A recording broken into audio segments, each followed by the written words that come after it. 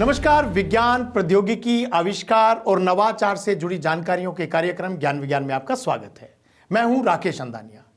आज हम बात करेंगे भारतीय शोधकर्ताओं द्वारा हाइड्रोजन उत्पादन की नई तकनीक की, बताएंगे कैसे सूंघ कर पता लगता है बीमारियों का, और पहिए और एक्सेल की खोज ने कैसे बदला मानव जीवन। तो चलिए शुरू करते हैं ज्ञान विज्ञान का ये रोमांचक सफर।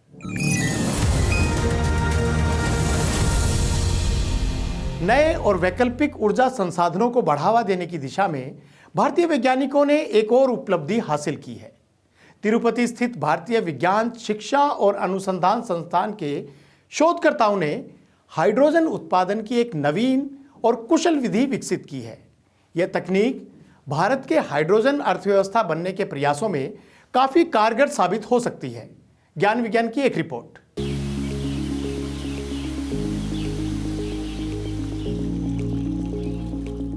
जलवायु परिवर्तन और ग्लोबल वार्मिंग से जूझ रही दुनिया के लिए वैकल्पिक ऊर्जा संसाधनों को बढ़ावा देना बहुत जरूरी होता जा रहा है। इस दिशा में अन्य उपायों के साथ हाइड्रोजन ईंधन काफी सटीक और उपयुक्त समाधान माना जा सकता है, क्योंकि इसमें ऊर्जा भंडारण, परिवहन और विभिन्न रासायनिक प्रक्रियाओं में जीवाश्म ईंधन की जगह लेने की क्षमता है। भारत भी कृत्रिम तरीकों से हाइड्रोजन गैस के उत्पादन को बढ़ाने के लिए प्रयास कर रहा है। हाइड्रोजन उत्पादन की कई तकनीकों पर काम किया जा रहा है। इसी दिशा में अब भारतीय विज्ञान शिक्षा और अनुसंधान संस्थान तिरुपति के शोधकर्ताओं ने उम्मीद की नई किरण जगाई है। यहाँ के शोधकर्ताओं ने मेथनॉल और पैरा फॉर्मेल्डिहाइड के संयोजन से हाइड्रोजन उत्पादन की नई और कुशल विधि विकसित की है। यह विधि एल्काइंस का हाइड्रोजनीकरण करके एल्केन्स में बदलने के लिए विशेष रूप से प्रभावी साबित हुई है। इस शोध में शोधकर्ताओं ने क्षार या एक्टिवेटर की जरूरत को खत्म कर व्यावसायिक रूप से उपलब्ध निकल उत्प्रेरक का उपयोग किया, जिसने माइल्ड कंडीशंस में काफी उच्च दक्षता दिखाई। इस प्रणाली द्वारा मेथनॉल और पैरा फॉर्मेल्डिहाइड से प्राप्त हाइड्रोजन को एल्काइंस के कीमो और स्टीरियो सेलेक्टिव पार्शियल ट्रांसफर में सफलतापूर्वक इस्तेमाल किया गया। ये सफलता इस रूप में भी काफी प्रभावी है कि मेथनॉल और पैरा फॉर्मेल्डिहाइड बड़े पैमाने पर उत्पादित होते हैं और आसानी से उपलब्ध घटक हैं। इससे हाइड्रोजन का उत्पादन और भंडारण बड़े स्तर पर करना संभव हो सकता है। भारत सरकार के विज्ञान एवं प्रौद्योगिकी विभाग के निकाय ANRF द्वारा समर्थित ये शोध भारतीय हाइड्रोजन कार्यक्रम को आत्मनिर्भर बनाने के साथ कार्बन डाइऑक्साइड और कार्बन मोनोऑक्साइड मुक्त हाइड्रोजन उत्पादन के लिए एक नया रास्ता खोल देगा। इस अध्ययन को कैटालिसिस साइंस एंड टेक्नोलॉजी पत्रिका में प्रकाशित करने के लिए स्वीकृत किया गया है। क्या बीमारियों का पता सूंघकर लगाया जा सकता है? आप कहेंगे यह कैसा सवाल है, बीमारी कोई पदार्थ तो है नहीं जिसे सूंघा जा सके। लेकिन नहीं, वैज्ञानिकों के मुताबिक आपको कौन सी बीमारी के लक्षण है या आप किस बीमारी से ग्रस्त हैं, इसका पता सूंघकर लगाया जा सकता है। अब भी आप हैरान हैं? तो चलिए देखते हैं हमारी ये स्पेशल रिपोर्ट। हर इंसान में सूंघने की शक्ति होती है। हमें कई तरह की गंध का बहुत जल्द पता चल जाता है और हम उसके स्रोत को पहचान जाते हैं।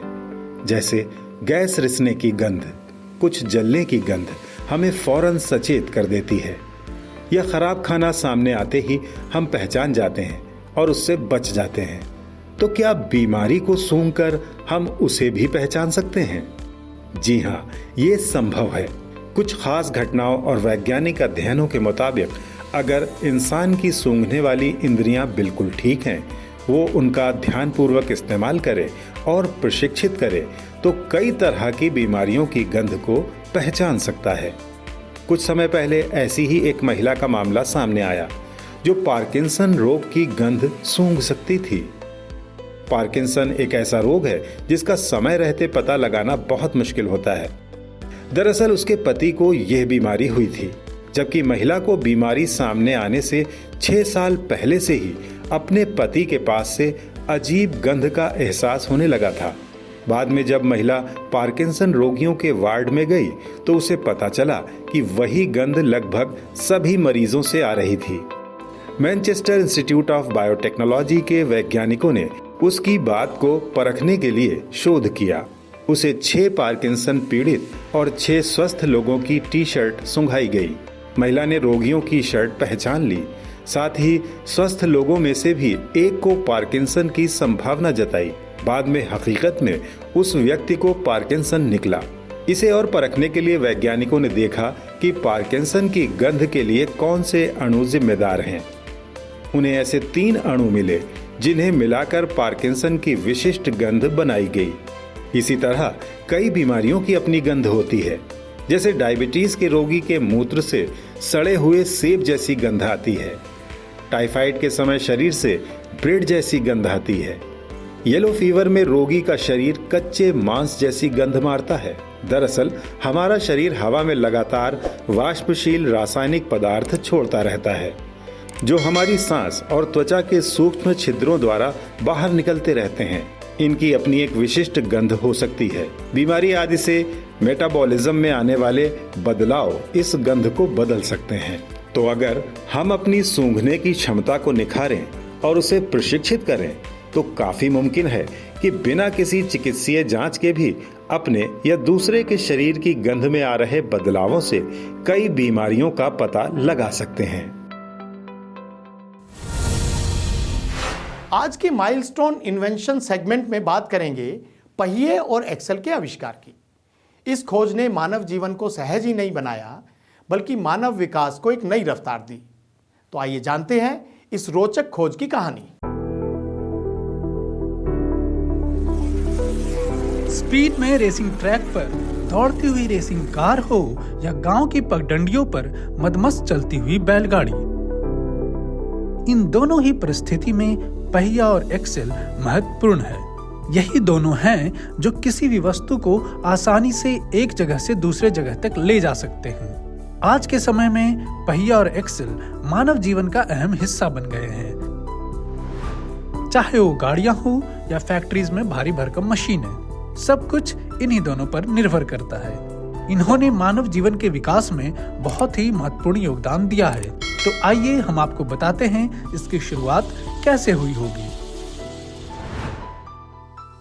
ऐसा माना जा सकता है कि पहले के मानव लुढ़कते हुए पत्थरों को देखकर इसके विकास में आगे बढ़े होंगे। इतिहासकारों का मानना है कि पहिया और धुरी यानी एक्सेल 5500 वर्ष से अधिक पुराने हैं और संभवतः सबसे पहले इसका विकास मध्य पूर्व में या पूर्वी यूरोप में हुआ था। लगभग 3500 ईसा पूर्व का एक सुमेरियन पेंटिंग पहियों से सुसज्जित एक स्लेज को दर्शाता है। पहिएदार परिवहन का विचार शायद रोलर्स के लिए लॉक के उपयोग से आया होगा, लेकिन सबसे पुराने ज्ञात पहिए लकड़ी के डिस्क ही थे।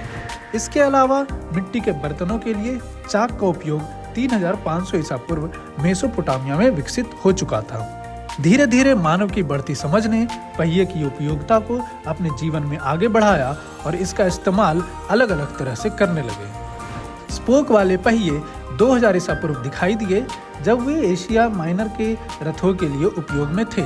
बाद के विकासों में लोहे के हब में ग्रीस लगे एक्सेल को शामिल करना और लोहे के रिंग के रूप में एक टायर की शुरुआत शामिल थी।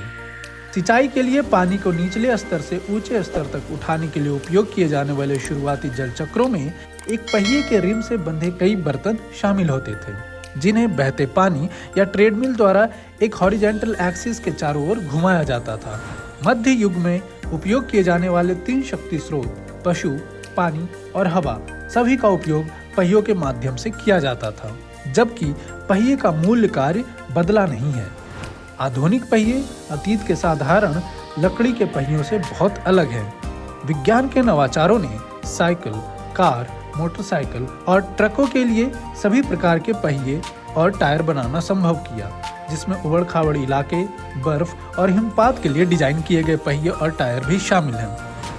व्यापक रूप से पहिए और एक्सेल का इस्तेमाल मानव जीवन के हर पहलू में हो रहा है और आज के दौर में भी ये विकास में बहुत ही महत्वपूर्ण योगदान दे रहे हैं। और इस वक्त विज्ञान जगत में क्या कुछ नया हो रहा है, जानने के लिए नजर डालते हैं विज्ञान जगत की ताजा गतिविधियों पर।